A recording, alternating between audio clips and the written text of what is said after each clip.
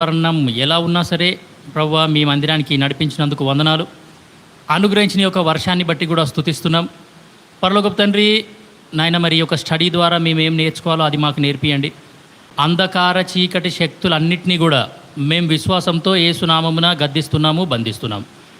పరలోకపు తండ్రి కరెంటుని మైక్ని మీ స్వాధీనంలో పెట్టుకోండి. ఆన్లైన్లో వినే వాళ్ళని కూడా జ్ఞాపకం చేసుకోండి. ఎవరు కూడా వాళ్ళ భాగాన్ని కోల్పోకుండా సాయం చేయండి. ప్రభువా, మరి ఇప్పుడు పాట పాడబోతున్నాం. మీ చిత్తమైతే కొత్త పాటలు మేము కూడా నేర్చుకునేలాగా కృప చూపవలసిందిగా కోరుతూ, తనకు పరిచర్య తన పరిచర్య అనే అంశాన్ని కొనసాగించే కృపను అనుగ్రహించినందుకు వందనాలు.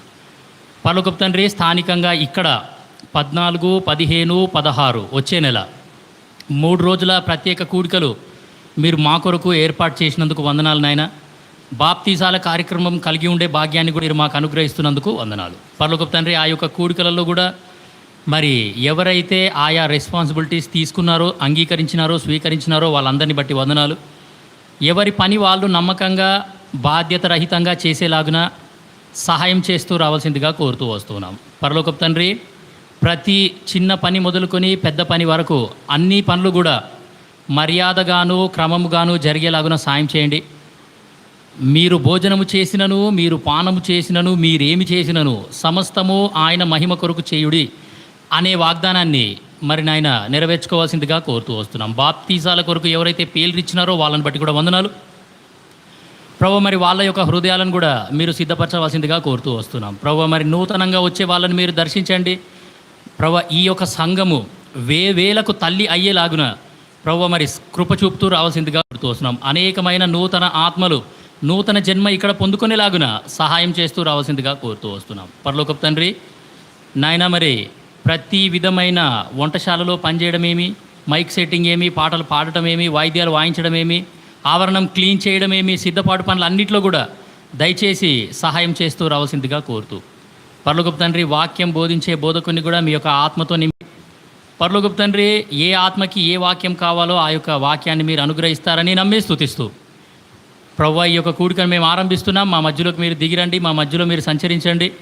మేమేం నేర్చుకోవాలో అది మాకు నేర్పియవలసిందిగా కోరుతూ, అంధకార చీకటి శక్తులన్నింటినీ, సైతాన్ని, వాడి యొక్క అనుచరులని విశ్వాసంతో యేసునామమున గద్దిస్తూ బంధిస్తూ, సంఘము ఎదుట పాతాళలోక ద్వారములు నిలువనిరవు అనే వాగ్దానం నెరవేర్చవలసిందిగా కోరుతూ, యేసుక్రీస్తు ప్రభుల వారి నామమున స్తుతించి ప్రార్థించి అడివేడుకుంటున్నాం తండ్రి, ఆమేన్.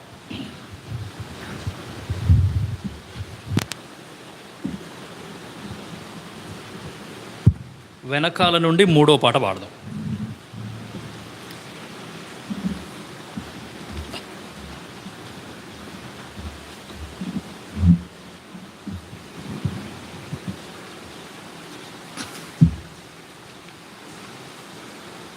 ప్రభువైన క్రీస్తుకు దాసులారా, పరిపూర్ణ మనసుతో ప్రభువును సేవించుడి అనే పాట పాడతాం. ఈ యొక్క పాట పాడుతూ మనం ఏమంటే ఈ యొక్క కూడికను ఆరంభిస్తాం. ప్రభువైన క్రీస్తుకు దాసులారా, పరిపూర్ణ మనసుతో ప్రభును సేవించుడి. ప్రభువైన క్రీస్తుకు దాసులారా, పరిపూర్ణ మనసుతో ప్రభును సేవించుడి. తన సన్నిధిలో నిలచోటకును, శ్రద్ధగాను కొలచోటకును మిమ్మును ప్రభు ఎన్నుకొనెను. మిమ్మును ప్రభు ఎన్నుకొనెను. ప్రభువైన క్రీస్తుకు దాసులారా, పరిపూర్ణ మనసుతో ప్రభును సేవించుడి. ప్రభువైన క్రీస్తుకు దాసులారా, పరిపూర్ణ మనసుతో ప్రభును సేవించుడి. పాపము వలన గతకాలమున సాతానునకు దాసులయ్యుంటిమి పాపము వలన గతకాలమున సాతానునకు దాసులయ్యుంటిమి పాపక్షమాపణ క్రీస్తులో పొంది సాతాను చెర నుండి విడుదల నొంది పాపక్షమాపణ క్రీస్తులో పొంది సాతాను చెర నుండి విడుదల నొంది ధన్యులమైతిమి క్రీస్తుకు దాసులమైతిమి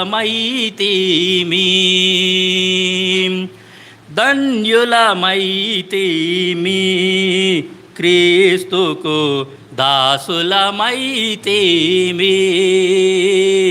ప్రభువైన క్రీస్తుకు దాసులారా పరిపూర్ణ మనసుతో ప్రభును సేవించుడి ప్రభువైన క్రీస్తుకు దాసులారా పరిపూర్ణ మనసుతో ప్రభును సేవించుడి మీ తలాంతులన్ వాడుడి ప్రభుకై రెండంతలుగా వృద్ధి చేయుడి మీ తలాంతులన్ వాడుడి ప్రభుకై రెండంతలుగా వృద్ధి చేయుడి నమ్మకమైన నిజదాసులుగా తన పరిచర్య చేయుడి నిరతము నమ్మకమైన నిజదాసులుగా తన పరిచర్య చేయుడి నిరతం ఘనతను పొందెదరు మీరు తన సన్నిధి అందునా ప్రభువైన క్రీస్తుకు దాసులారా పరిపూర్ణ మనసుతో ప్రభును సేవించుడి ప్రభువైన క్రీస్తుకు దాసులారా పరిపూర్ణ మనసుతో ప్రభును సేవించుడి యెహోవానే మీరు సేవించుచుండుడి వేరెవ్వరినిక సేవించకుడి యెహోవానే మీరు సేవించుచుండుడి వేరెవ్వరినిక సేవించకుడి పొలములో పంటలు పండకయున్నను సాలలో పశువులు లేకపోయినను పొలములో పంటలు పండకయున్నను సాలలో పశువులు లేకపోయినను సర్వదా సేవించుచు మీరు ప్రభువులో హర్షించుడి ప్రభువైన క్రీస్తుకు దాసులారా పరిపూర్ణ మనసుతో ప్రభును సేవించుడి ప్రభువైన క్రీస్తుకు దాసులారా పరిపూర్ణ మనసుతో ప్రభుని సేవించుడి సర్వము ప్రభుకై అర్పించుకొని ఆసక్తిగా తన సేవ చేయుడి సర్వము ప్రభుకై అర్పించుకొని ఆసక్తిగా తన సేవ చేయుడి ఘనమైనదెంతో ఈ గొప్ప భాగ్యము గమనము చేయుడి మీ బాధ్యత ఇదే ఘనమైనదెంతో ఈ గొప్ప భాగ్యము గమనము చేయుడి, మీ బాధ్యత ఇదే, వ్యర్థము కానేరదు. ప్రభునందు మీ ప్రతి ప్రయాసము, ప్రభువైన క్రీస్తుకు దాసులారా, పరిపూర్ణ మనసుతో ప్రభును సేవించుడి. ప్రభువైన క్రీస్తుకు దాసులారా, పరిపూర్ణ మనసుతో ప్రభును సేవించుడి. ప్రభువు త్వరగా రానయున్నాడు, నిద్రించువారు విడువబడెదరు. ప్రభువు త్వరగా రానయున్నాడు, నిద్రించువారు విడువబడెదరు. మెలకువగా నుండు దాసులయ్యుండి, తన చిత్తమును జరిగించుచుండుడి. మెలకువగా నుండు దాసులయ్యుండి, తన చిత్తమును జరిగించుచుండుడి. జీతము తానిచ్చును మీకు, మీ క్రియల ప్రతిఫలముగా. ప్రభువైన క్రీస్తుకు దాసులారా, పరిపూర్ణ మనసుతో ప్రభును సేవించుడి. ప్రభువైన క్రీస్తుకు దాసులారా, పరిపూర్ణ మనసుతో ప్రభును సేవించుడి. తన సన్నిధిలో నిలచుటకును, శ్రద్ధగాను కొలచుటకును మిమ్మును ప్రభు ఎన్నుకొనెను. మిమ్మును ప్రభు ఎన్నుకొనెను. ప్రభువైన క్రీస్తుకు దాసులారా, పరిపూర్ణ మనసుతో ప్రభును సేవించుడి. ప్రభువైన క్రీస్తుకు దాసులారా, పరిపూర్ణ మనసుతో ప్రభును సేవించుడి. మళ్ళీ ఇదే పాట పాడదాం. ఫస్ట్ 2 చరణాలు మాత్రం పాడదాం. వెనకాల నుండి 3వ పాట, నూతనముగా చేర్చబడిన సియోను గీతములు అని వెనకాల నుండి 3వ పాట. మనం స్టార్ట్ చేసిన అంశానికి సరిపడ పాట ఇది. మొదటి 2 చరణాలు మాత్రం పాడదాం. ప్రభువైన క్రీస్తుకు దాసులారా, పరిపూర్ణ మనసుతో ప్రభును సేవించుడి. ప్రభువైన క్రీస్తుకు దాసులారా, పరిపూర్ణ మనసుతో ప్రభును సేవించుడి. తన సన్నిధిలో నిలచుటకును, శ్రద్ధగాను కొలచుటకును మిమ్మును ప్రభు ఎన్నుకొనెను. మిమ్మును ప్రభు ఎన్నుకొనెను. ప్రభువైన క్రీస్తుకు దాసులారా, పరిపూర్ణ మనసుతో ప్రభును సేవించుడి. ప్రభువైన క్రీస్తుకు దాసులారా, పరిపూర్ణ మనసుతో ప్రభును సేవించుడి. పాపము వలన గతకాలమున సాతానునకు దాసులయ్యుంటిమి. పాపము వలన గతకాలమున సాతానునకు దాసులయ్యుంటిమి, పాప క్షమాపణ క్రీస్తులో పొంది సాతాను చెర నుండి విడుదల నొంది, పాప క్షమాపణ క్రీస్తులో పొంది సాతాను చెర నుండి విడుదల నొంది, ధన్యులమైతిమి క్రీస్తుకు దాసులమైతిమి,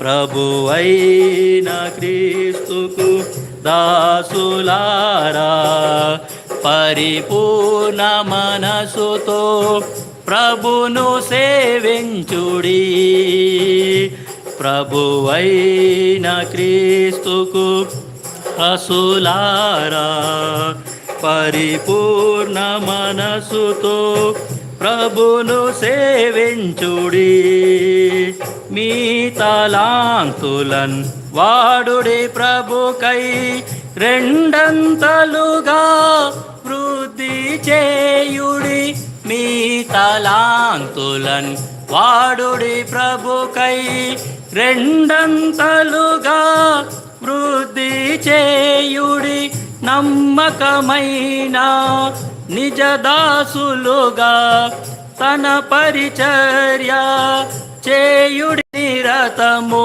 నమ్మకమైన నిజదాసులుగా తన పరిచర్య చేయుడి నిరతము, ఘనతను పొందెదరు మీరు తన సన్నిధి అందునా, ప్రభువైన క్రీస్తుకు దాసులారా, పరిపూర్ణ మనసుతో ప్రభును సేవించుడి, ప్రభువైన క్రీస్తుకు దాసులారా, పరిపూర్ణ మనసుతో ప్రభును సేవించుడి, తన సన్నిధిలో నిలచుటకును శ్రద్ధగాను కొలచుటకును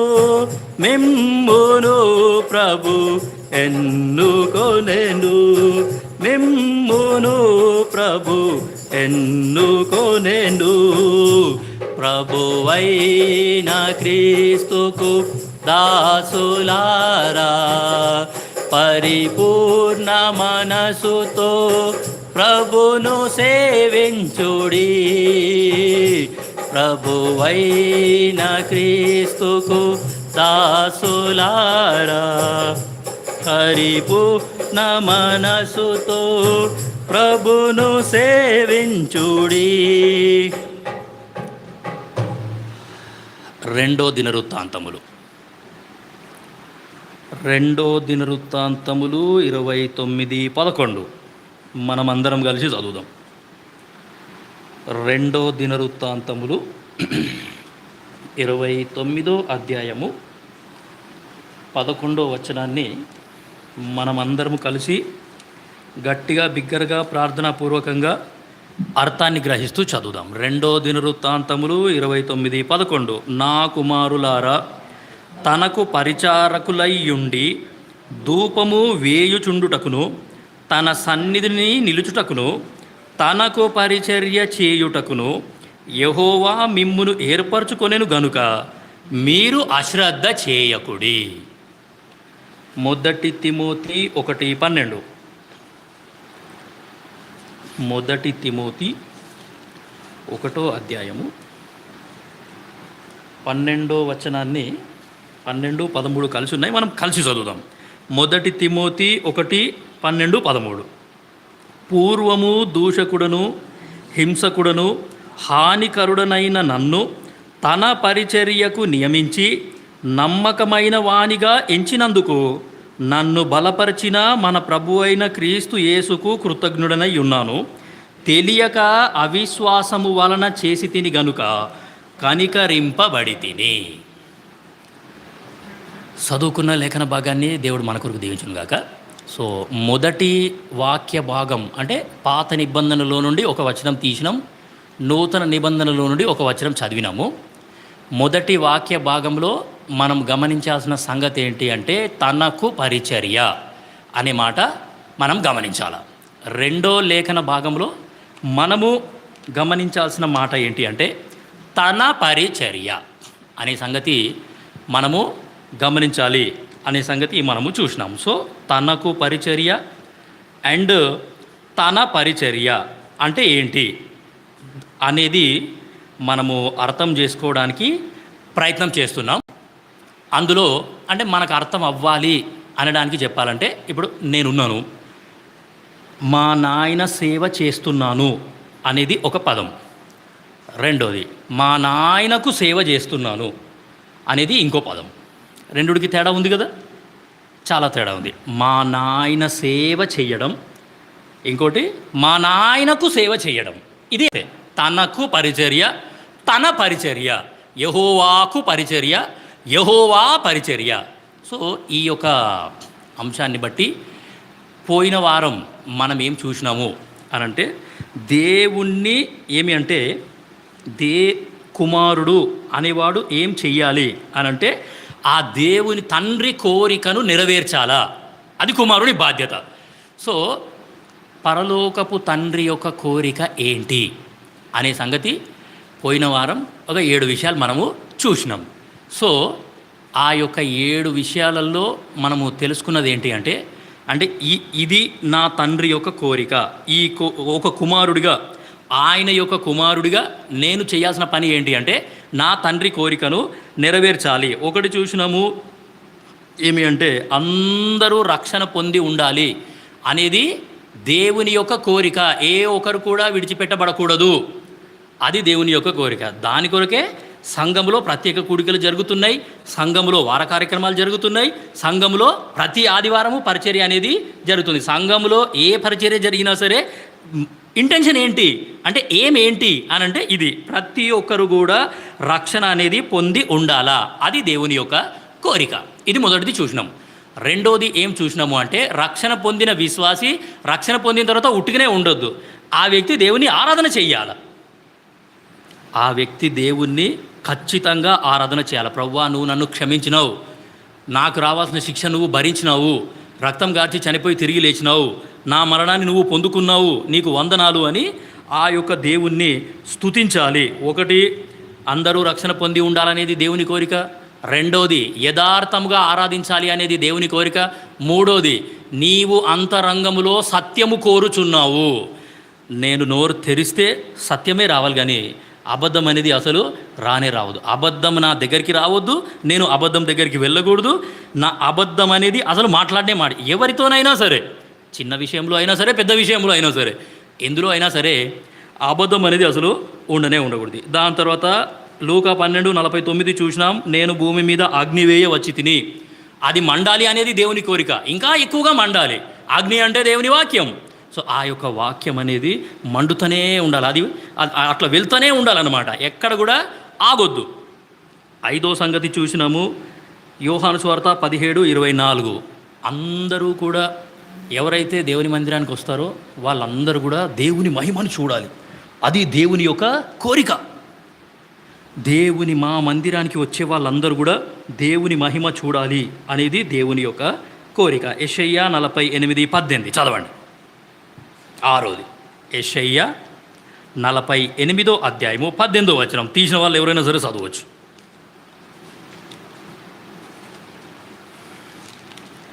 యెషయా 48:18 నీవు నా ఆజ్ఞలను ఆలకింపవలెనని నేను ఎంతో కోరుచున్నాను. అన్నిటికంటే ఎక్కువ కోరిక దేవుంది ఏంటి అనంటే ఆయన ఆజ్ఞలను ఆలకించాలా. ఆది మానవుడు దేవుని ఆజ్ఞని ఆలకించలేదు, నిర్లక్ష్యం చేసినాడు, అలక్ష్యం చేసినాడు, ఆజ్ఞను అతిక్రమించేసినాడు. అందుకే దేవుని యొక్క కోరిక, పరలోకపు తండ్రి యొక్క కోరిక ఏంటి అంటే నీవు నా ఆజ్ఞలను ఆలకింపవలెనని. మామూలు కోరిక కాదంట, ఎంతో కోరిక. దేవుడు లోకమును ఎంతో ప్రేమించెను అన్నట్టు దేవుని యొక్క కోరిక ఏంటి అంటే మనమందరం కూడా ఆ దేవుని యొక్క ఆజ్ఞలను ఆలకించాలి అనేది దేవుని యొక్క కోరిక. 1 కొరింథీ 11 3, 4 వచనాలు చదివినాము. 7వది 1 కొరింథీ 11 అధ్యాయము 3, 4 వచనాలు మనం 7వది చూసినాం.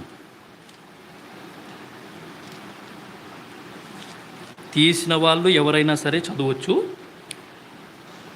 ప్రతి పురుషునికి శిరస్సు క్రీస్తనియు, స్త్రీకి శిరస్సు పురుషుడనియు, క్రీస్తునకు శిరస్సు దేవుడనియు మీరు తెలుసుకొనవలనని కోరుచున్నాను.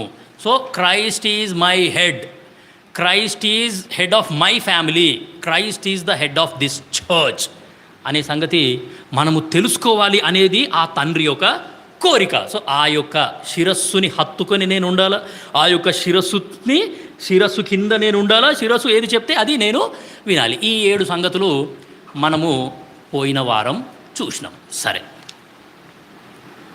1 సమూయేలు 1వ అధ్యాయము ఆఖరి వచనం. 1 సమూయేలు 1వ అధ్యాయము ఆఖరి వచనం మనం చదువుతాం. సో మనం తెలుసుకున్న సంగతి ఏంటి అంటే 1 సమూయేలు 1వ అధ్యాయం నుండి 3వ అధ్యాయం మధ్యలోనే అన్నీ ఉన్నాయి. తనకు పరిచర్య అంటే ఏంటో తెలుసుకోవాలి అని అంటే 1 సమూయేలు 1వ అధ్యాయము 2వ అధ్యాయము 3వ అధ్యాయం, ఈ 3 అధ్యాయాలు మనం జాగ్రత్తగా చదివితే మనకు అన్నీ అర్థమవుతాయి. తనకు పరిచర్య అంటే ఏందో అర్థమవుతుంది. ఈరోజు మనం చూసే సంగతి ఏంటి అని అంటే 1 సమూయేలు 1వ అధ్యాయము ఆఖరి వచనం. కాబట్టి నేను ఆ బిడ్డను యెహోవాకు ప్రతిష్ఠించుచున్నాను, తాను బ్రతుకు దినములన్నిటను వాడు యెహోవాకు ప్రతిష్ఠితుడని చెప్పెను. ఇప్పుడు గమనించండి, అప్పుడు వాడు యెహోవాకు అక్కడనే మ్రొక్కెను. సందర్భం మనందరికీ బాగా తెలుసు. సో హన్నా గొడ్రాలు అందరికీ తెలుసు. ఆమెకు పిల్లలు కావాలా, పిల్లలు లేరు అని చెప్పేసి, పిల్లలు లేకపోతే వైరి అయిన పెనిన్నా కానీ, లేకపోతే ఊర్లో వాళ్ళు కానీ, వీధిలో వాళ్ళు కానీ అందరూ ఏమంటే ఎగతాళి చేస్తూనే ఉన్నారు. హన్నా అంటే గొడ్రాలు. హన్నాని మనము సంఘంతో పోలుస్తాం. సంఘం అనేది గొడ్రాలుగా అసలు ఉండనే ఉండదు. నూతన ఆత్మలు సంఘములో జన్మిస్తూనే ఉండాలి. నూతన ఆత్మలు సంఘములో జన్మించట్లేదు అనంటే లోకంలో లోకస్తులు సంఘాన్ని దూషిస్తారు. హన్నా ఎంత దూషణ పాలైందో, ఎన్ని ఇబ్బందులు పడ్డదో, రేపటి దినాన సంఘంలో నూతన ఆత్మలు జన్మించట్లేదు అనంటే సంఘానికి ఎంతో అవమానం. అది సంఘము లోకం ఎదుట లేకపోతే సైతాన్ ఎదుట తల దించుకొని ఉంటుంది. సో హన్నాలాగా సంఘం ప్రార్థన చేస్తే, హన్నా లాంటి పట్టుదల సంఘానికి కనుక ఉంటే ఖచ్చితంగా నూతన ఆత్మలు అనేవి ఇక్కడ జన్మింపబడతాయి. రేపటి దినాన మరి ప్రత్యేక కూడికలు కానివ్వండి, లేకపోతే ఆదివారం కానివ్వండి, ఏ మీటింగ్ అయినా సరే నూతన ఆత్మలు ఖచ్చితంగా జన్మించాలి అనేది దేవుని యొక్క కోరిక. సంఘం అన్న తర్వాత పిల్లలని కంటనే ఉండాల. బైబిల్లో ఎలియాజర్ ఉన్నాడు. అబ్రహాం ఎలియాజర్ను పంపించినాడు, నా కుమారుడికి పెళ్లి చేస్తాను, అమ్మాయిని చూడు, అమ్మాయిని తీసుకొని రా అని. ఆ అమ్మాయి అన్నీ ఓకే చేసిన తరువాత ఆ యొక్క రెబెక ఆమె కుటుంబ సభ్యులందరూ ఏమని దీవిస్తారు, ఏమని ఆమెని పలుకుతారు అని అంటే, అమ్మ నువ్వు వేవేలకు తల్లి వగుదువుగాక. ఆ రెబెకాని మనము సంఘం పోలిస్తే, సంఘం అనేది వేవేలకు తల్లి కావాలి. 1000 మంది ఇక్కడికి వచ్చి 1000 మంది నూతన జన్మ పొందుకోవాలి. అది దేవుని యొక్క కోరిక. సరే, ఇక్కడ హన్నా గొడ్రాలు నాకు పిల్లలు లేరు, నాకు పిల్లలు కావాలి అని అడిగింది. ఆఫ్కోర్స్ దేవుడు ఆమె ప్రార్థన విన్నాడు, ఆమె గర్భం తెరిచినాడు, ఆమెకు కుమారుడు పుట్టినాడు. ఆమెకు కుమారుడు పుట్టిన తర్వాత వాళ్ళకి ఒక మంచి అలవాటు ఉంది. ఏంటి ఆ అలవాటు అంటే, ప్రతి సంవత్సరానికి ఒకసారి ఖచ్చితంగా మనం మందిరానికి వెళ్తాం, ఆ యొక్క బలి అర్పించి వస్తాం అనేది ఎల్కానాకి ఉన్న ఒక మంచి అలవాటు. సో ఆ అలవాటుని ఆయన ఎప్పుడు కూడా తప్పిపోలేడు. ప్రతి సంవత్సరం వాళ్ళు వెళ్తూనే ఉన్నారు. సో సమూయేలు పుట్టిన అంటే సమూయేలు గురించి హన్నా తీసుకున్న డిసిజన్ ఏంటి అంటే, ఒక్కసారి నేను గనక ఆ బాబుని దేవుని మందిరంలోకి తీసుకొని వెళ్తే వాడిని అక్కడనే వదిలిపెట్టేస్తా, అప్పటి వరకు నేను మళ్ళీ బాబుని తీసుకొనే పోను, కాబట్టి ఆ బాబు నాతోనే ఉండాలి, పాలు మానిపించేంత వరకు బాబు నాతోనే ఉంటాడు అని చెప్పేసి, సరే మధ్యలో కొంత ఆమె బాబు పుట్టిన తర్వాత ఆమె మందిరానికి వెళ్ళలేదు, ఎల్కానా పోయినాడు. సో ఆమె తీసుకున్న డిసిజన్ ఏంటి అంటే, బాబు గనక ఒక్కసారి మందిరానికి వెళ్ళినాడు, మందిరానికి తీసుకొని వెళ్ళినాము అంటే వాడు ఆ రోజు నుండి అక్కడనే ఉంటాడు, నేను మొక్కుబడి చేసుకున్నాను, నా మొక్కుబడి నేను ఖచ్చితంగా చెల్లిస్తాను అనే ఖచ్చితమైన తీర్మానం తీసుకుంది. కాబట్టి కొంతకాలం ఆమె మందిరానికి వెళ్ళలేదు, అయినా సరే ఆమె యొక్క తీర్మానానికి కట్టుబడి ఉంది. సో ఇక్కడ మొదటి అధ్యాయము ఆఖరి వచనానికి వచ్చేసరికి అందరూ దేవుని మందిరానికి వెళ్ళినారు. అంటే అప్పటికి పాలు మానడం అయిపోయింది, సమూయేలు పాలు తాగడం మానేసినాడు.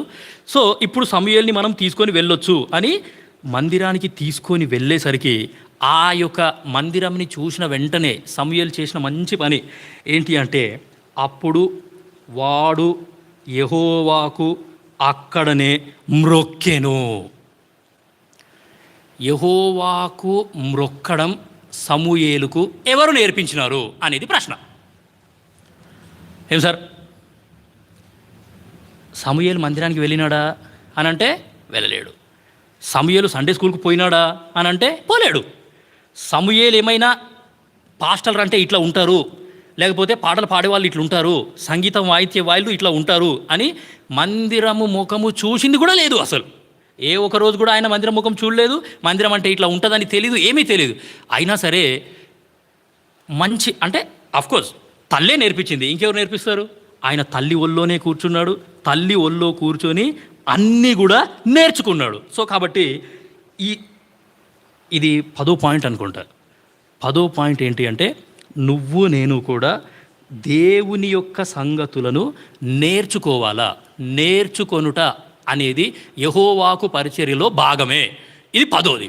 సో సమూయేలు ఏ విధంగా అయితే దేవునికి మొక్కుబడి చేయడం నేర్చుకున్నాడో, తల్లి నేర్పించింది నేర్చుకున్నాడు. సో తల్లి అంటే సంఘం అని అన్నాం, హన్నాని మనము సంఘంతో పోల్చినాం. ఈ సంఘం అనేది పిల్లలకు ఏమి నేర్పియాలి అనే సంగతి ఒక 7 సంగతులు ఇప్పుడు మనం చూసుకొని ఈ యొక్క కూడికను ముగిస్తాం. బయట స్కూల్స్ ఉన్నాయి కదా, ఆ కొన్ని స్కూల్స్లలో వాళ్ళు ఏం చేస్తారంటే ఆ గేట్కు ఒక లైన్ రాస్తారు, come and learn, go and lead అని రాస్తారు.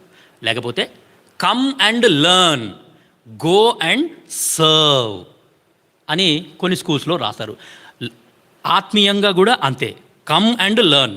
లర్నింగ్ ఈజ్ నథింగ్ బట్ యెహోవాకు పరిచర్య, లీడింగ్ ఈజ్ నథింగ్ బట్ యెహోవా పరిచర్య. అయిపోయి. నేర్కొనుట అనేది యెహోవాకు పరిచర్య. ఆ నేర్చుకునే దాంట్లో నేను గనక సక్సెస్ అయితే లీడింగ్ అనేది దేవుడు నాకు ఇస్తాడు. నేనేమీ నేర్చుకోకుండా డైరెక్ట్ పుల్పీట్ ఎక్కేస్తా, నాకు వాక్యం ఇచ్చేసేయండి, నాకు పాటలు ఇచ్చేసేయండి అంటే సరే మనుషులు అంగీకరిస్తారేమో కానీ దేవుడు మాత్రం అంగీకరించాడు. ఫస్ట్ థింగ్ నువ్వు నేను చేయాల్సిన పని ఏంటి అని అంటే, వీ షుడ్ లర్న్. మనం అందరం కూడా దేవుని సన్నిధికి వచ్చి ఈ సంఘం అనే తల్లి ఒళ్ళో కూర్చొని నేర్చుకునేది అనేది మనము నేర్చుకోవాలి. ఎన్నో విషయాలు ఆత్మీయంగా నువ్వు నేను నేర్చుకోవాలా. సో మనం ఏమేమి నేర్చుకోవాలి అనేవి బైబిల్లో బోలెడని ఉన్నాయి, పెద్ద లిస్ట్ ఉన్నది నా దగ్గర 50 60 ఉన్నాయి. అవి 60 విషయాలు మనము నేర్చుకోవాలి అని. సరే అన్నీ అయితే మనం ఇప్పుడు చూడం, కానీ కొన్ని సంగతులు చూద్దాం. చూడండి, what should I learn, Matthew 11:29 మనందరికీ బాగా తెలుసు. మత్తయి సువార్త 11వ అధ్యాయము 29వ వచనం. సో లర్నింగ్, నేర్చుకొనుట అనేది యెహోవాకు పరిచర్య. దాని తర్వాత లీడింగ్, నడిపించుట అనేది యెహోవా పరిచర్య. ఈరోజు నేను మందిరానికి వచ్చి దేవుని సన్నిధిలో ఏమైతే నేర్చుకుంటానో ఆ నేర్చుకొనుటలో నేను సక్సెస్ అయితే లీడింగ్ అనేది దేవుడు నీకు నాకు ఇస్తాడు. మాథ్యూ 11:29 తీసిన వాళ్ళు ఎవరైనా సరే చదవచ్చు. నేను సాత్వికుడను, దీన మనస్సు గలవాడను గనుక మీ మీద నా కాడి ఎత్తుకొని నా యొద్ద నేర్చుకొనుడి. ఉమ్, ఉమ్, ఉమ్. నా కాడి సులువుగాను. మంచి మాట ఉంది కదా ఈడ. యేసుక్రీస్తు ఆ పైవచనం చదివితేనే మనకు అర్థమవుతుంది. ప్రయాసపడి భారం మోసుకొంచున్న సమస్త జనులారా నా యుద్ధకు రండి, నేను మీకు విశ్రాంతి ఇస్తాను. ఆ పైవచనంలో కూడా విశ్వాసులు అంటే ప్రజలైనటువంటి వారు మోస్తున్నారు. ఏం మోస్తున్నారు అంటే వాళ్ళ పాప భారాన్ని మోస్తున్నారు. ఆ పాప భారము తీసేసిన తరువాత దేవుడు ఏం చేస్తాడు అంటే ఆయన కాడి మన మీద పెడతాడంట. రక్షణ పొందిన ప్రతి ఒక్క విశ్వాసి తెలుసుకోవాల్సిన సంగతి ఏంటి అంటే, దేవుని కాడి నా మీద ఉన్నది, నేను దేవుని కాడిని మొయ్యాలా. సో కాడి అంటే అది ఎట్లుంటుందో మీరు చూసినారో లేదో కానీ మీకు అర్థం అవ్వడానికి, సిలువని మనం కింద పడేసినాం అనుకోండి, కింద ఇట్లా పెట్టేసినాం, స్ట్రేట్ ఇట్లా నిలువు కర్ర అడ్డు కర్ర కదా. సో ఆ యొక్క సిలువని స్టార్టింగ్ నుంచి కొంచెం ఇట్లా పైకి ఎత్తితే అదే కాడి అన్నమాట. సో 2 సైడ్స్ మామూలుగా 2 ఎడ్ల బండి, ఆ ఎడ్ల బండికి ఆ ఎద్దు యొక్క మెడ మీద పెట్టేదాన్ని కాడి అని అంటాం. సో సిలువని కింద పడేస్తే ఆ యొక్క సిలువని స్టార్టింగ్ నుండి కొంచెం పైకి ఎత్తితే అదే కాడి అవుతుంది. యేసుక్రీస్తు ప్రభుల వారు చెప్పిన మాట ఏంటి అంటే, నా కాడి మీ మీద ఎత్తుకొనుడి అంటే ఆల్రెడీ ఒక సైడ్ ఎవరున్నారు? దేవుడు ఉన్నాడు. ఆల్రెడీ ఒకవైపు యేసుక్రీస్తు ప్రభుల వారు ఉన్నారు, ఇంకోవైపు మనం ఉండడం అంతే. ఆయనతో పాటు కలిసి ఆయన కాడి ఎత్తుకొని ముందుకు కొనసాగుట, ఆయన కాడి ఎత్తుకొని నేర్చుకొనుట, ఆయన కాడి ఎత్తుకోకుండా నేర్చుకొనుట అనేది అసలు ఉండనే ఉండదు. గుర్తుపెట్టుకోండి. సో నా కాడి మీ మీద ఎత్తుకోండి అంటే దాని గురించి పెద్దగా మనం ఆలోచించాల్సింది ఏమీ లేదు, దిగులు పడాల్సింది కూడా ఏమీ లేదు. ఆల్రెడీ నా పక్కన యేసుక్రీస్తు ప్రభుల వారు ఉన్నారు. ఆయన నా పక్కనే ఉన్నాడు. నా పక్కనే ఉండి ఆయన ఏం చేస్తాడు అంటే నాకు అన్నీ కూడా నేర్పిస్తాడు. మళ్ళీ చదవండి అదే వచనం 11:29 మాథ్యూ. నేను సాత్వికుడను దీన మనస్సు గలవాడను గనుక మీ మీద నా కాడిని ఎత్తుకోండి. ఆ మాట మనకు కావాలి ఇప్పుడు. నా యొద్ద నేర్చుకొనుడి, నా యొద్ద నేర్చుకొనుడి. యేసుక్రీస్తు ప్రభుల వారి యొద్ద ఎంతైతే దొరుకుతుందో, ఎంతైతే నేర్చుకోవాలనో అవన్నీ కూడా నువ్వు నేను నేర్చుకోవాలి అనేది దేవుని యొక్క కోరిక. పరలోక మర్మములు తెలుసుకునే భాగ్యం దేవుడు నీకు నాకు అనుగ్రహించేసినాడు. సో కాబట్టి నా యొద్ద మీరు నేర్చుకొనుడి అనే మాట మనం పడతాం. సరే, ఏమేమి నేర్చుకోవాలి? ఫస్ట్ థింగ్ ద్వితీయోపదేశ కాండము 4:10. నేను వచనాలు చెప్తాను, తీసిన వాళ్ళు తొందరగా చదివేస్తే తొందరగా అయిపోతుంది. ద్వితీయోపదేశ కాండము 4వ అధ్యాయము 10వ వచనం. ఏమేమి నేను నేర్చుకోవాలి?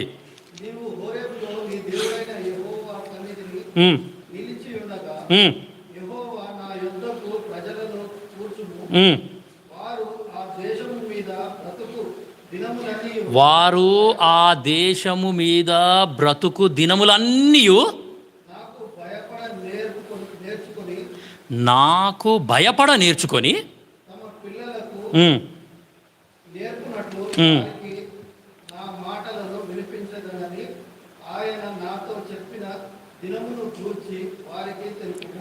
సో ఆ దేశము మీద బ్రతుకు దినములన్నీ నాకు భయపడ నేర్చుకొని, యేసుక్రీస్తు ప్రభుల వారి యందు భయభక్తులు కలిగి ఉండుట అనేది నువ్వు నేను నేర్చుకోవాలా. దేవుని యందలి భయభక్తులు కలిగి ఉండుట నువ్వు నేను నేర్చుకోవాలా. అది దేవునికి చాలా ఇష్టం. ఆయన నా పక్కనే ఉన్నాడు, నేను ఆయన పక్కనే ఉన్నాను. ఆయన కాడి ఎత్తుకొని కూడా నేనేమీ నేర్చుకోకపోతే నాకు చాలా కష్టమైపోతుంది. చూడండి అక్కడే ద్వితీయోపదేశ కాండము 14:23.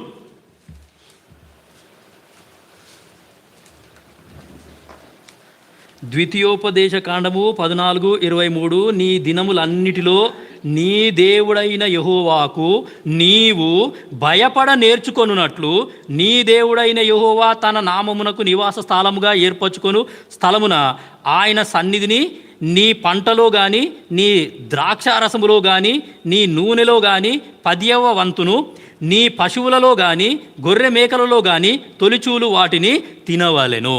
సో కాబట్టి మంచి మాట ఏంటి అంటే, నీ దినములన్నిటిలో నీ దేవుడైన యెహోవాకు నీవు భయపడ నేర్చుకొను. ఈ యొక్క దేవునికి భయపడుట అనేది నువ్వు నేను నేర్చుకోవాలి అనేది దేవుని యొక్క కోరిక. అంటే ఎంత కాలము అనంటే అక్కడే ఉంది. నువ్వు ఎన్ని రోజులు బ్రతికితే అన్ని రోజులు ఈ దేవుని అందలి భయభక్తులు కలిగి ఉండాలా. నువ్వు దినములన్నీ కూడా ఈ యొక్క దేవుని అందలి భయభక్తులు కలిగి ఉండాలా. అక్కడే 31:13 ద్వితీయోపదేశ కాండము 31వ అధ్యాయము 13వ వచనం. అలాగు నేర్చుకొనిన ఎడల దాని నెరుగని వారి సంతతి వారు దానిని విని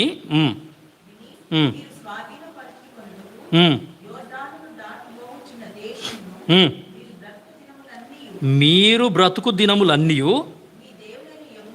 మీ దేవుడైన యెహోవాకు భయపడుట నేర్చుకొందురు. యెహోవా యందలి భయభక్తులు కలిగి ఉండుట అనేది చాలా చాలా ప్రాముఖ్యం. సో నేటి దినాలలో మామూలుగా ఎవరికి కూడా యెహోవా యందలి భయభక్తులు అయితే కనబడట్లేదు. వాళ్ళ లైఫ్ స్టైల్ని చూస్తేనే అర్థమైపోతుంది వీళ్ళకి యెహోవా యందలి భయభక్తులు ఉన్నాయా లేవా అని. సో సంఘంలో ఉన్న పరిస్థితులు చెప్పాల్సిన అవసరం అసలే లేదు, అందరికీ తెలుసు అవి. సో కాబట్టి యెహోవా యందలి భయభక్తులు నువ్వు నేను నేర్చుకోవాలి అనేది దేవుని యొక్క కోరిక. సో కాబట్టి ఏం చేస్తాము అంటే యెహోవా యందలి భయభక్తులు నేర్చుకోవాలి అనేది ఒకటి. ద్వితీయోపదేశ కాండము 5:1 చూడండి. రెండోది ద్వితీయోపదేశ కాండము 5వ అధ్యాయము 1వ వచనం.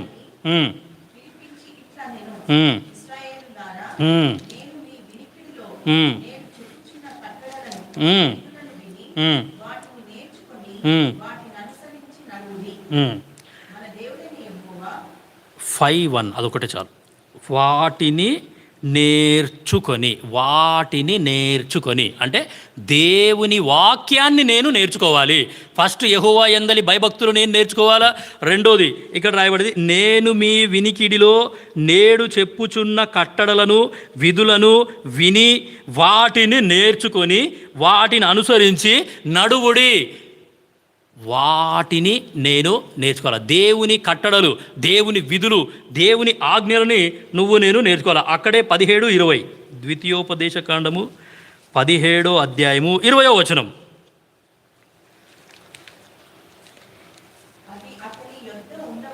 అది అంటే దేవుని వాక్యం. దేవుని వాక్యం హార్డ్ కాపీ నా దగ్గర ఉండాలా, సాఫ్ట్ కాపీ కాదు.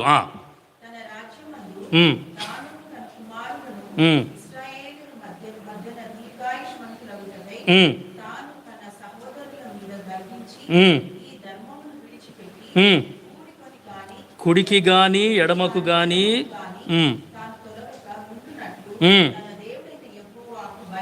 భయపడి వాక్యములన్నిటినీ ఈ కట్టడలను అనుసరించి నడువ నేర్చుకొనుటకు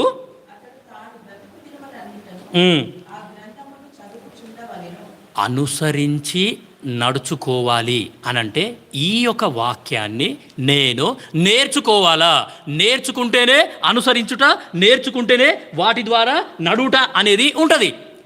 సో కాబట్టి దేవుని యొక్క వాక్యాన్ని నువ్వు నేను నేర్చుకోవాలి అనేది దేవుని యొక్క కోరిక. 31:12 అక్కడే ద్వితీయోపదేశ కాండము 31వ అధ్యాయము 12-13 వచనాలు.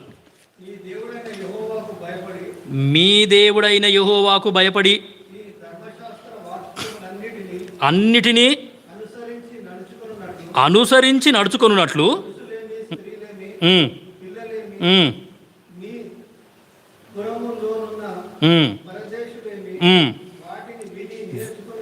వాటిని విని నేర్చుకొనుటకై అందరినీ పోగు చేయవలను. తర్వాత వచనం కూడా చదవండి. 13వ వచనం. అలాగు నేర్చుకొనిన ఎడల దాని నెరుగని వారి సంతతి వారు దానిని విని మీరు స్వాధీనపరుచుకొనుటకు యోర్దానును దాటబోచున్న దేశమున మీరు బ్రతుకు దినములన్నీ మీ దేవుడైన యెహోవాకు భయపడుట నేర్చుకొందురు. 12వ వచనంలో చూసాం, నేనొక్కరిని నేర్చుకోవడమే కాదు, ఇశ్రాయేల్ ప్రజలు అందరినీ పిలవాలనంట. అందరినీ పిలిచి అందరి ఎదుట ఆ యొక్క వాక్యాన్ని చదివి గట్టిగా చదివి వినిపిస్తే వాళ్ళు కూడా నేర్చుకుంటారు. నేను నేర్చుకోవాలా, నా పిల్లలకు నేర్పియాలా, నా కుటుంబ సభ్యులకు నేర్పియాలా, నా సంఘానికి నేర్పియాలా, అందరికీ నేర్పియాలా. దేవుని వాక్యం అనేది నువ్వు నేను నేర్చుకోవాలి అనేది దేవుడు మనకు ఇస్తున్న హెచ్చరిక. 119వ కీర్తన 7వ వచనం చూడండి. 119:7.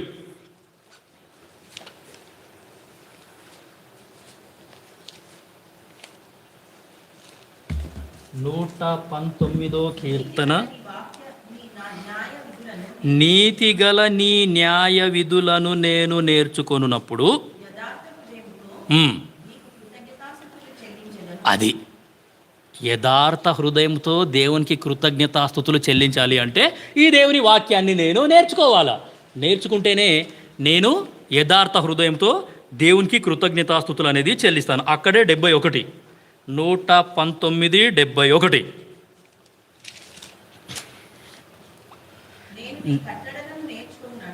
నేను నీ కట్టడలను నేర్చుకున్నట్లు శ్రమల ద్వారా దేవుడు మనకు వాక్యాన్ని నేర్పిస్తాడు. మామూలుగా నేను వాక్యం నేర్చుకోవట్లేదు అంటే దేవునికి ఉన్న నెక్స్ట్ ఆప్షన్ ఏంటి అని అంటే శ్రమల ద్వారా దేవుడు మనకు వాక్యాన్ని నేర్పిస్తాడు. అందుకే నువ్వు నేను చాలా జాగ్రత్తగా ఉండాలి. అంత దూరం తెచ్చుకోవద్దు. అసలు అంత దూరం తెచ్చుకోవద్దు. మనకు వాక్యం అందుబాటులో ఉన్నప్పుడే దేవుని వాక్యాన్ని నువ్వు నేను నేర్చుకోవాలి. 73, 119:73.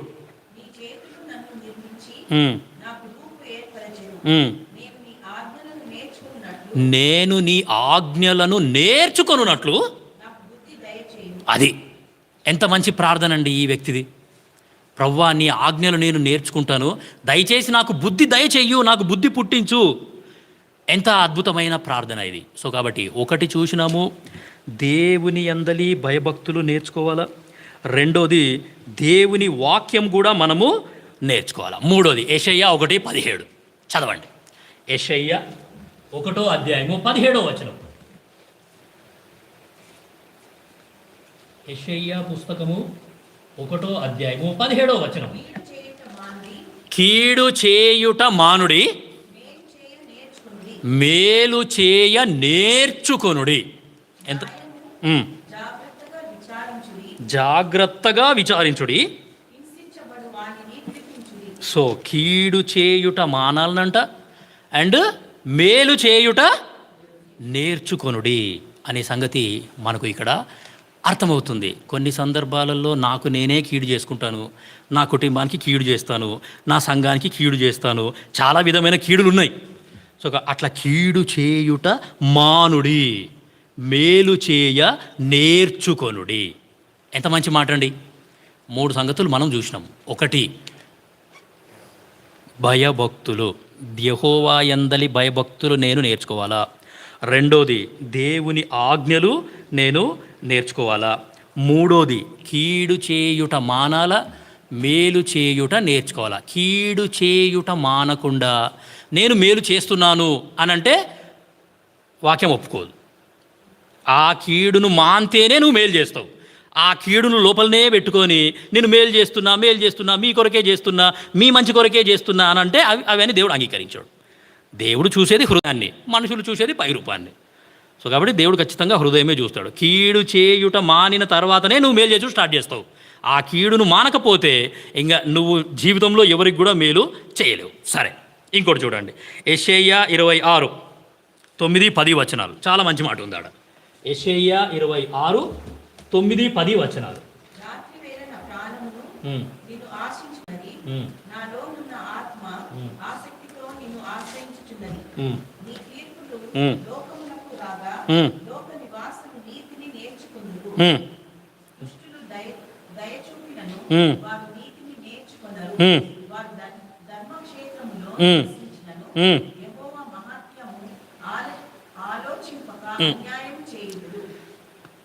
నీ తీర్పులు లోకమునకు రాగా లోక నివాసులు నీతిని నేర్చుకొందురు.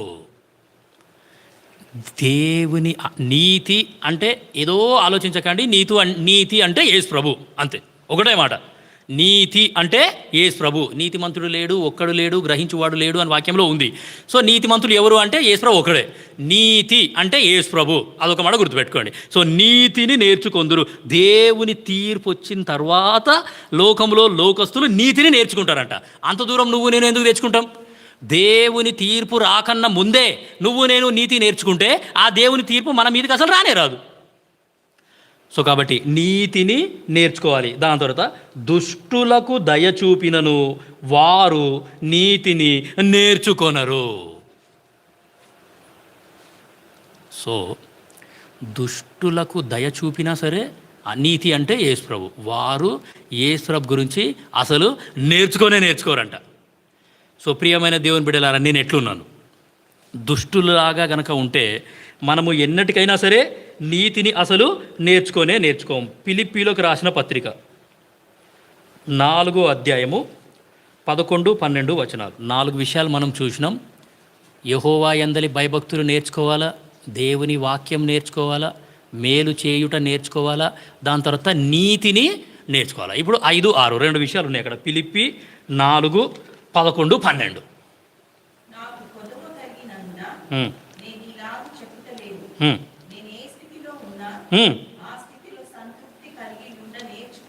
వెరీ వెరీ ఇంపార్టెంట్, చాలా ఇంపార్టెంట్ ఇది.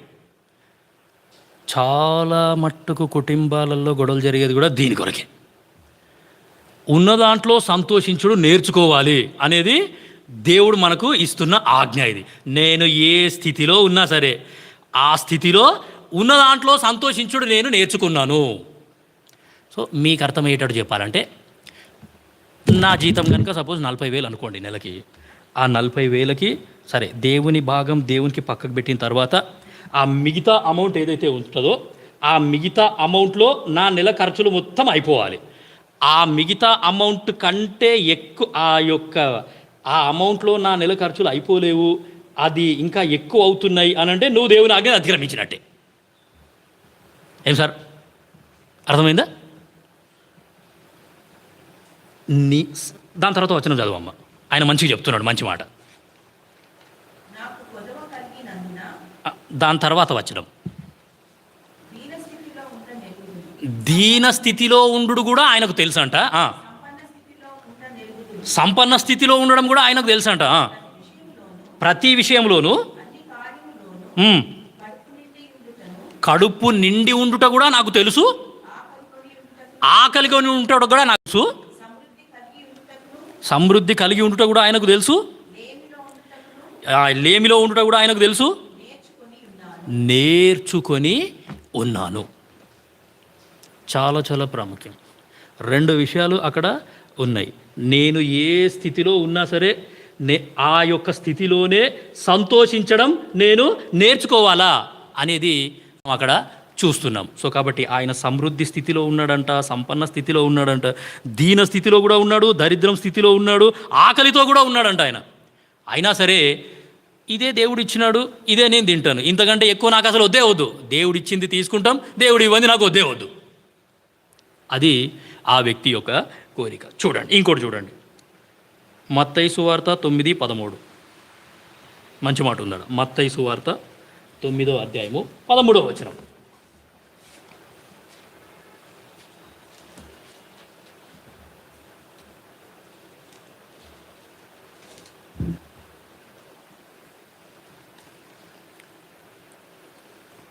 అయితే నేను పాపులను పిలువ వచ్చితిని గాని నీతిమంతులను పిలువ రాలేదు.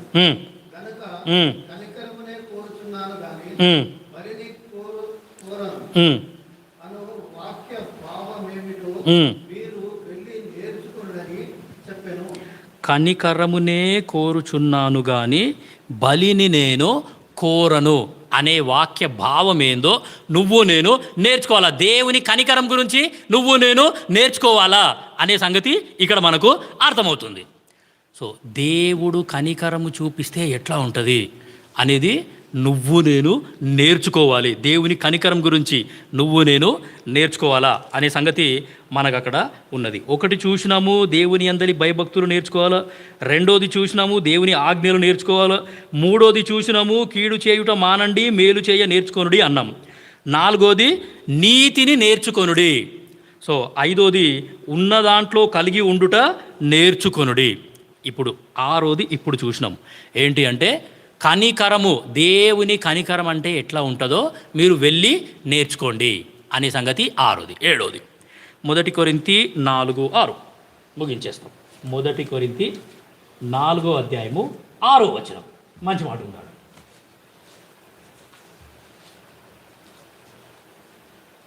సహోదరులారా, మీరు మమ్మును చూచి లేఖనముల యందు వ్రాసి ఉన్న సంగతులను అతిక్రమింపకూడదని నేర్చుకొని మీరొకని పక్షమున మరొకరి మీద ఉప్పొంగకుండునట్లు ఈ మాటలు మీ నిమిత్తమై నా మీదను అప్పలో మీదను పెట్టుకొని సాదృశ్య రూపంగా చెప్పి ఉన్నాను. సహోదరులారా 1 కొరింథీ 4:6 సహోదరులారా, మీరు మమ్మును చూచి లేఖనముల యందు వ్రాసియున్న సంగతులను అతిక్రమింపకూడదని నేర్చుకొని. కొరింథులో ఉన్న విశ్వాసులు అపోస్తలుడైన పౌలును చూసినారు. ఆయనతో పాటు ఎవరైతే సేవ చేస్తున్నారో ఆ సేవకులందరినీ గమనించిన తర్వాత ఆ సేవకులు అనేటువంటి వాళ్ళు దేవుని ఆజ్ఞలని అతిక్రమించట్లేదు. మనం ఎందుకు అతిక్రమించాలా? ఏం సార్? సేవకులు దేవుని ఆజ్ఞలు అతిక్రమింపట్లేదు, మనం ఎందుకు అతిక్రమించాలా అని చెప్పి వాళ్ళని చూసి నేర్చుకున్నారంట వీళ్ళు. దేవుని ఆజ్ఞలు నువ్వు నేను అతిక్రమింపకూడదు అనే సంగతి వీళ్ళు నేర్చుకున్నారు. దేవుని ఆజ్ఞలని మనం అతిక్రమించినాం అనుకోండి, దేవుడు చాలా సీరియస్గా తీసుకుంటాడు. ఆదికాండము 3:1 మంచి మాట ఉందాడ, చూడండి, ముగించేస్తాం. ఆదికాండము 3:1 చదవండి. ఎంత మంచి మాట ఉందో ఆడ. అప్పుడు ఆయన చాలు, అక్కడి వరకు చాలు.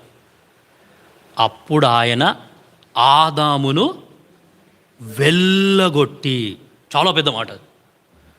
దేవుడు ఆదామును ఏం చేసినాడంట? Get out, get out.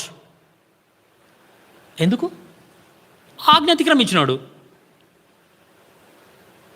So ఎప్పుడైతే తినకూడదు అనే ఫలాన్ని ఆయన తిన్నాడో ఆయన యొక్క వే ఆఫ్ థింకింగ్ కూడా మారిపోయింది. చూడండి, ఆదికాండం 3:22,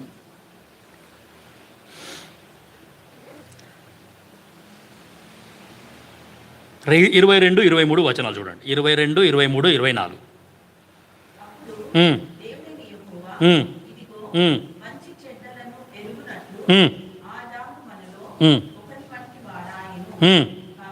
కాబట్టి అతడు ఒకవేళ తన చెయ్యి చాపి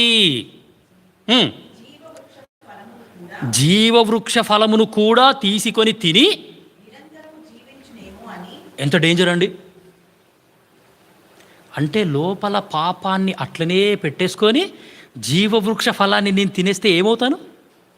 నిరంతరము జీవిస్తా, పాపముతోనే నిరంతరము జీవించేస్తా నేను.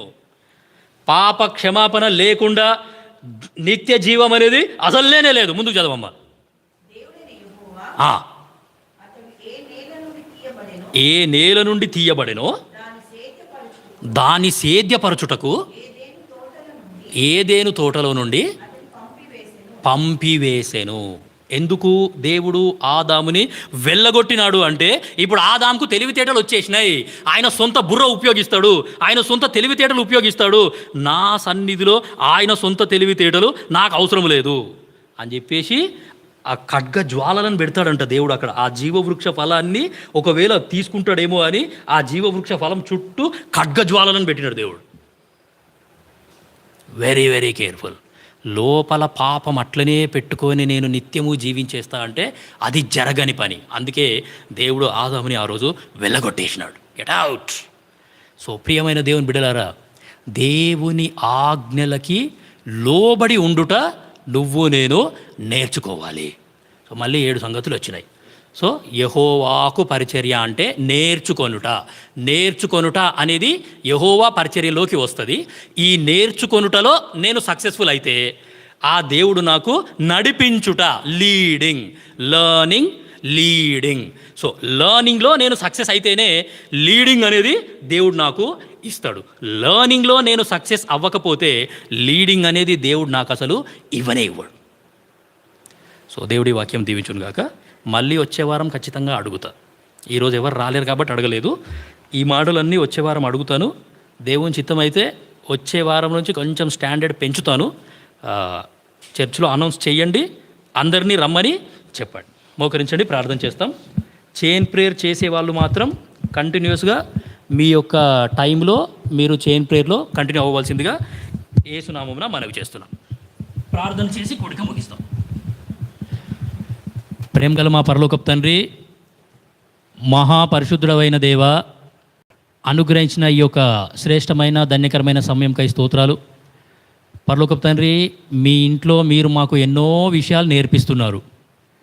నేర్చుకొనుట అనేది యెహోవాకు పరిచర్య, నడిపించుట అనేది యెహోవా పరిచర్య. పరలోకపు తండ్రి, ఆ యొక్క డిఫరెన్సియేషన్ని మీరు మాకు గుర్తు చేసినందుకు వందనాలు. నేర్చుకొనుటలో మేము కనుక సక్సెస్ఫుల్ అయితేనే మీరు మాకు నడిపించుట అనేది ఇస్తారు. పరలోకపు తండ్రి, మీకు వెళ్ళలేని వందనాలు నాయన. 7 సంగతులు మీరు మాకు గుర్తు చేసినారు. మీ ప్రియులు వాక్యం విన్నారు, ఆన్లైన్లో విన్న వాళ్ళని బట్టి కూడా స్తోత్రాలు. ప్రభు, మరి యొక్క మాటలు మేము ఏమాత్రం కూడా మర్చిపోకుండా దయచేసి కరుణించవలసిందిగా కోరుతూ, ఫస్ట్లీ యెహోవా యందలి భయభక్తులు నేర్చుకోవాలా. రెండోది ఆయన వాక్యాన్ని, ఆయన కట్టడలను నేర్చుకోవాలా. మూడోది కీడు చేయుట మానాలా, మేలు చేయ నేర్చుకోవాలా. పరలోకపు తండ్రి, 7 సంగతులు ఈ విధంగా మీరు మాకు చూపించినందుకు వందనాలు. ఈ యొక్క వాక్యాన్ని సాతానుడు ఎత్తుకుపోకుండా కరుణించండి, కృప చూపించండి. మీ చిత్తమైతే వచ్చే వారం నుండి కొంచెం స్టాండర్డ్ పెంచుతాం. ప్రభువా, మరి మీ ప్రియులను కూడా నడిపించవలసిందిగా కోరుతూ, ఇచ్చిన అవకాశంకై స్తోత్రాలు, వచ్చిన మీ ప్రియులకై స్తోత్రాలు. వచ్చిన వాళ్ళందరినీ, మోకరించిన వాళ్ళందరినీ దీవించి ఆశీర్వదించండి. మీ దీవెన ఆశీర్వాదాలతో పంపించవలసిందిగా కోరుతూ, సాతానుడి యొక్క వాక్యాన్ని ఎత్తుకుపోకుండా కాపాడవలసిందిగా కోరుతూ, యేసు నామమున స్తుతించి ప్రార్థించి అడివేడుకుంటున్నాం తండ్రి, ఆమేన్. మన తండ్రి అయిన దేవుని ప్రేమ, యేసుక్రీస్తు ప్రభువారి యొక్క కృప, పరిశుద్ధాత్మ యొక్క సహవాసం ఇప్పుడు ఎల్లప్పుడూ సదాకాలం మనతో ఉండి నడిపించును గాక. ఆమేన్.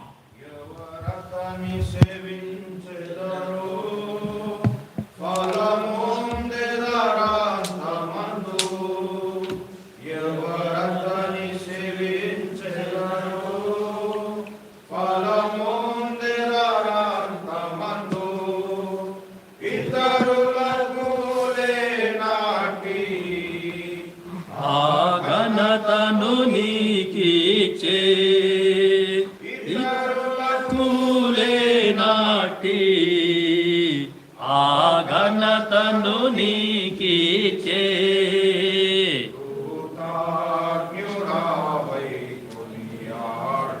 ప్రభు పాద సన్నిధి, కృతజ్ఞుడవై కొనియాడు ప్రభు పాద సన్నిధి. నీ ప్రియ ప్రభుని సేవాకై అర్పించుకో నీవే, పవిత్ర ప్రజలైనా మీరు సేవించుడాయననే.